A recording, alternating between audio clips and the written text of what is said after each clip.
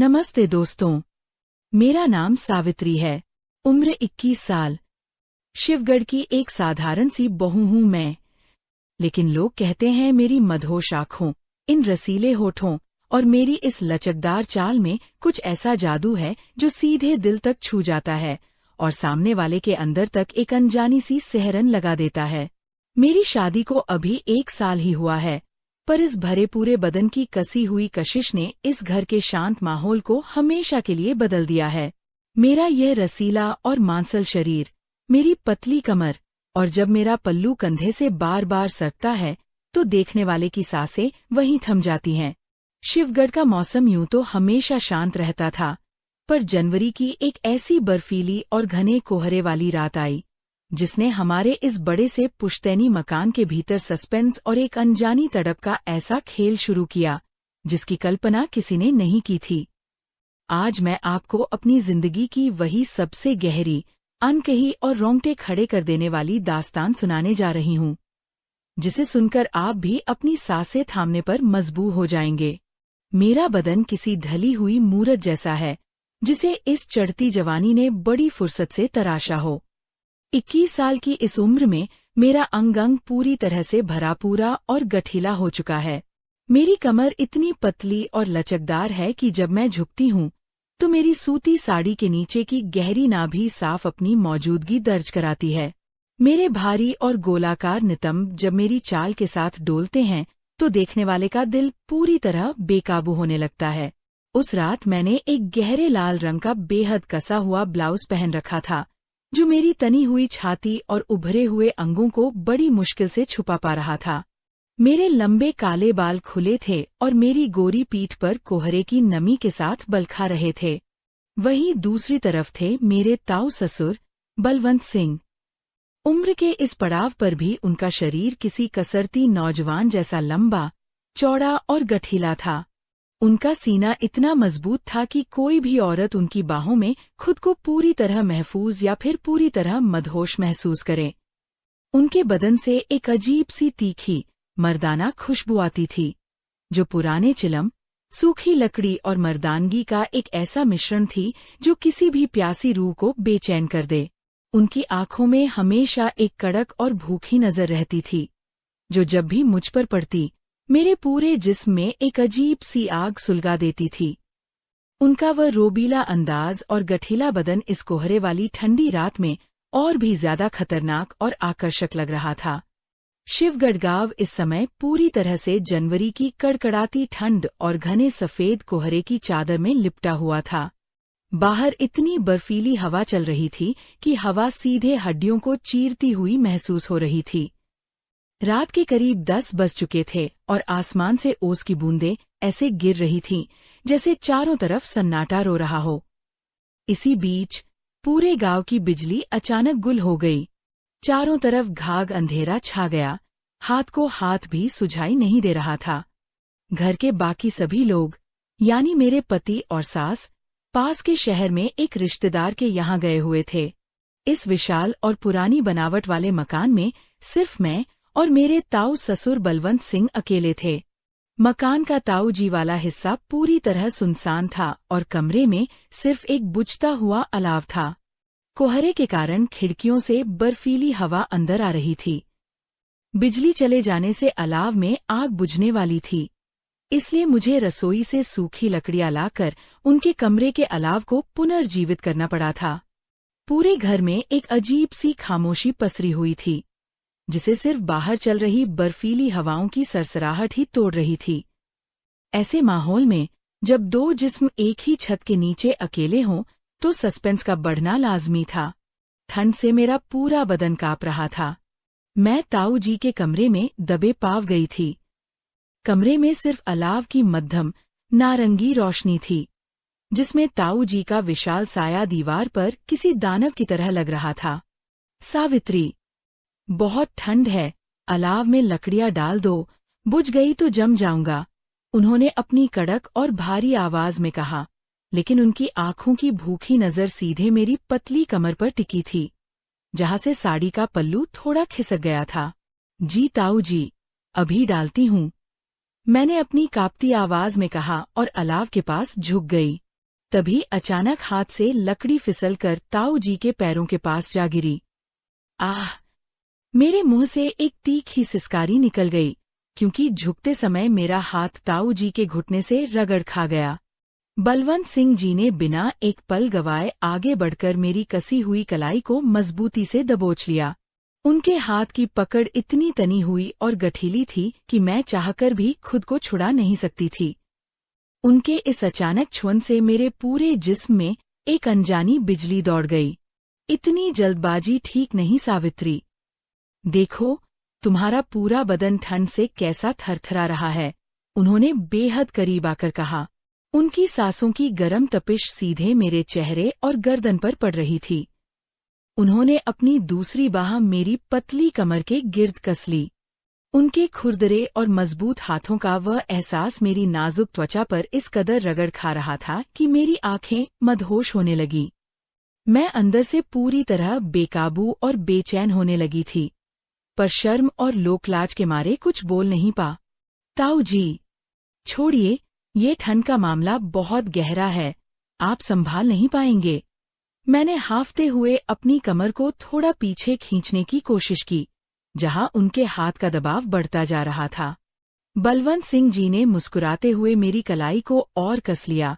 उनकी आंखों में एक अलग ही सस्पेंस था।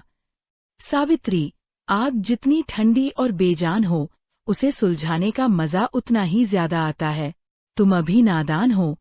तुम्हें नहीं पता कि इस कोहरे वाली रात में जब तक अंदरूनी गर्मी बाहर न आए, तब तक चैन नहीं मिलता। पर ताऊ जी, घर के किवाड़ तो बंद हैं, पर संस्कारों के दरवाजे खोलना ठीक नहीं। कोई देख लेगा तो बवाल हो जाएगा। मैंने अपनी भीगी पलकों को झुकाते हुए कहा, जबकि मेरा मांसल बदन उनके चौड़े सीने से लगभग चिपकने को बेताब था।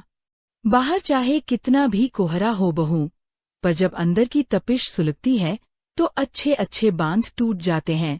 इस अलाव में जितनी गहराई से लकड़ियां लगाओगी, आग उतनी ही मीठी और रसीली मिलेगी। बस सही जगह पर सही जोर लगाना आना चाहिए। उन्होंने मेरी कलाई को थोड़ा और मरोड़ते हुए कहा, जिससे मेरा भरा पूरा सीना उनके ठीक सामने आकर तन गया। कमरे की वह मध्यम रोशनी अब हम दोनों की बढ़ती बेचैनी की गवाह बन रही थी। बलवंत सिंह जी का वह मांसल और गठीला हाथ अब धीरे धीरे मेरी पीठ के निचले हिस्से तक पहुंच चुका था, जहां साड़ी का कपड़ा मेरी त्वचा से पूरी तरह चिपक गया था। ठंड के इस मौसम में भी मेरे माथे पर पसीने की छोटी छोटी बूंदें चमकने लगी थीं।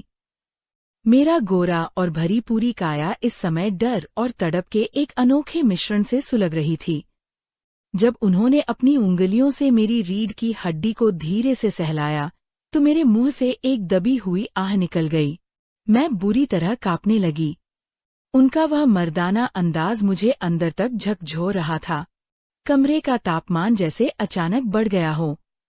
हवा में एक अजीब सी मदहोशी घुल चुकी थी। मेरी पतली कमर में एक अजीब सी लचक पैदा हो रही थी, जो मुझे बार बार उनके और करीब खींच रही थी। वह मुझे अपनी मजबूत बाहों में दबोचने ही वाले थे कि तभी अचानक घर की छत पर कोहरे के कारण किसी पक्षी के टकराने की जोरदार आवाज हुई। सस्पेंस और डर के मारे हम दोनों एकदम से अलग हो गए। मैं हाफती हुई दीवार से जा टिकी और वह अपनी शर्ट के कॉलर को ठीक करते हुए गहरी सांसें भरने लगे। रात के 12 बज चुके थे। पूरे घर में अब सिर्फ सन्नाटा और कोहरे की डरावनी फुसफुसाहट थी। मैं अपने कमरे में लेटी हुई थी, पर आंखों में नींद का नामो निशान नहीं था। बदन में वही अजीब सी तपिश और बेचैनी बरकरार थी। तभी अचानक मेरे कमरे का दरवाजा, जो कि हल्का सा खुला था, धीरे से अंदर की ओर बढ़ा। अंधेरे में एक लंबा चौड़ा साया कमरे के भीतर दाखिल हुआ। वह बलवंत सिंह जी थे। उन्होंने अंदर आते ही कमरे के किवाड़ को अंदर से बंद कर दिया और कुंडी चढ़ा दी। सस्पेंस अपने चरम पर था। कमरे में केवल खिड़की से आ रही कोहरे की सफेद धुंधली रोशनी थी।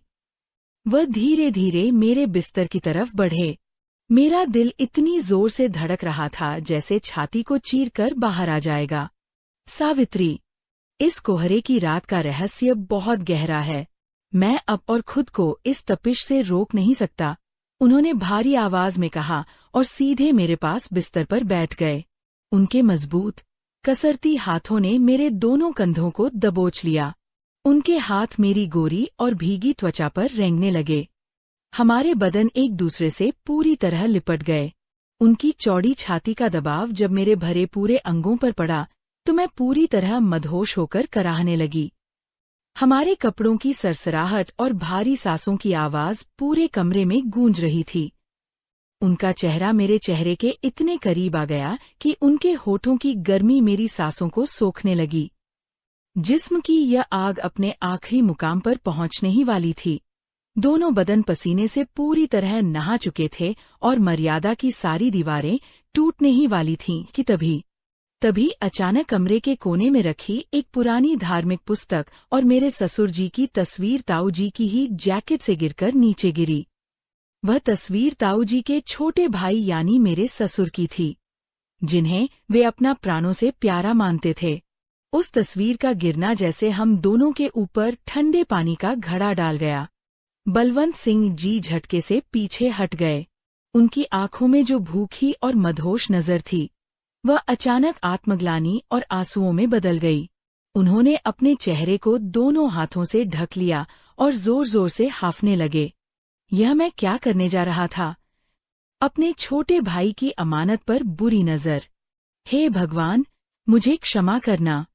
बलवंत सिंह जी की आवाज में अब वासना नहीं बल्कि एक तड़पती हुई पारिवारिक लोकलाज और जिम्मेदारी का एहसास था।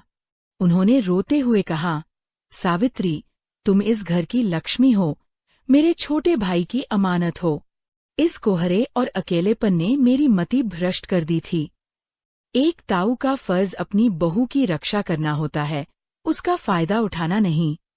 मैंने भी रोते हुए तुरंत अपना पल्लू संभाला और अपनी साड़ी को ठीक किया। मुझे भी अपनी गलती का एहसास हो चुका था। एक पल के भटकाव ने हमारे पवित्र रिश्ते को कलंकित करने की कगार पर ला खड़ा किया था। ताऊ जी, गलती सिर्फ आपकी नहीं थी।